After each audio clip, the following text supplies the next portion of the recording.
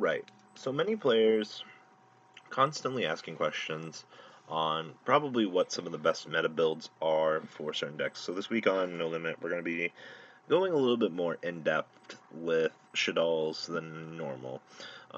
Satellar Knights were something I wanted to discuss this week, but I figured we would go with Dolls because it's a little bit more of a basic understanding, and the deck's a little bit more linear in terms of some of your key plays and general things like that. So, first off, the deck does have very, very solid OTK pushes in it.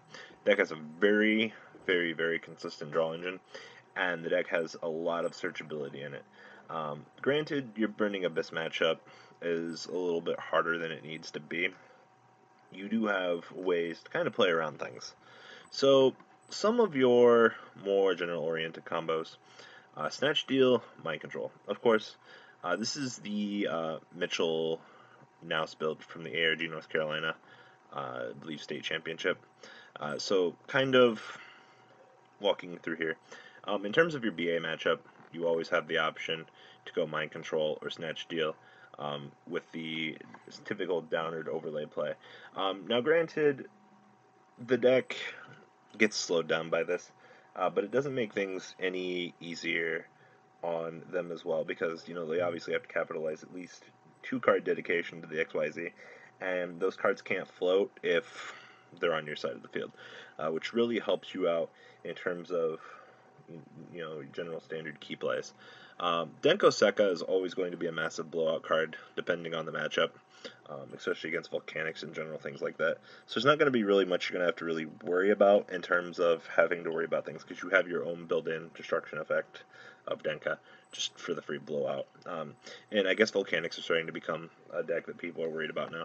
So nothing to really worry about, because you do have Denka and Dragon and things like that to take care of back row.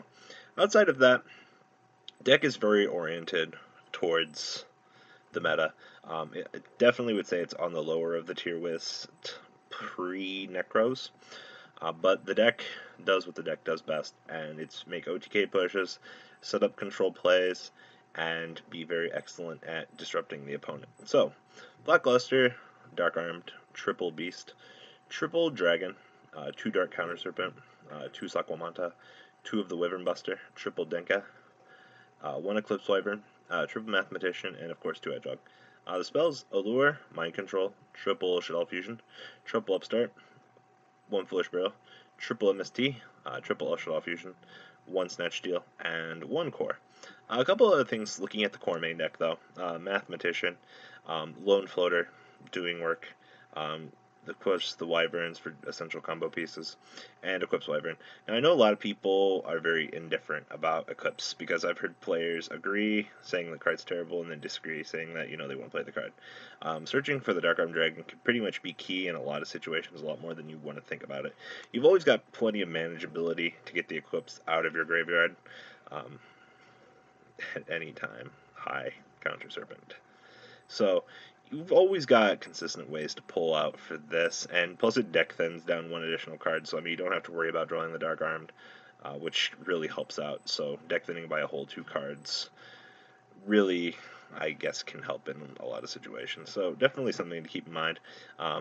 It's optional tech, it's up to you if you want to go with it, but that is definitely on you as the player deciding you want to play it. The extra deck: Dweller, Emerald, Laval Chain, Excitant, Downward, M7, Arcanite, Leo, Triple Winda, Triple Construct, and 1 Shukanaga. Definitely maxing out here on these. I've seen a lot of players not max out on these, especially Winda. A lot of people want to play it as a 2 of, but it works both ways if you want to max it out or not. Just depends what you want more in your extra deck space. 2 Max Cs, Triple Battle Fader, 2 Soul Release, 1 Twister, Triple Typhoon, and Triple Breakthrough. Now, something I do want to note: this build isn't playing any enemy controllers. A lot of players are really riding the enemy controller train at the moment.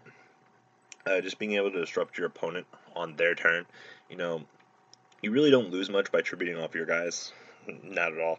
But being able to take control of your opponent's stuff, move it out of the way, pushing for OTK, with big numbers is generally something that a lot of players are taking advantage of. And of course, Soul Release really helping out the BA matchup. Same thing with Maxis and stuff like that. Also, take note, the same play with Mind Control and Snatch Deal. Um, massive big XYZ plays. I don't know in this build if you would want to make room for the Constellar Diamond. You can steal your opponent's monster and overlay it with Diamond.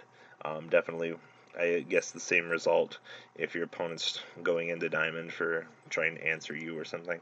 But I feel like that they really wouldn't try to do that.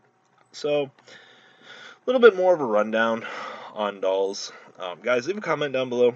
Tell me what you guys are doing with dolls at the moment, and we'll kind of go from there. So, hope you guys enjoyed this video, and I'm out.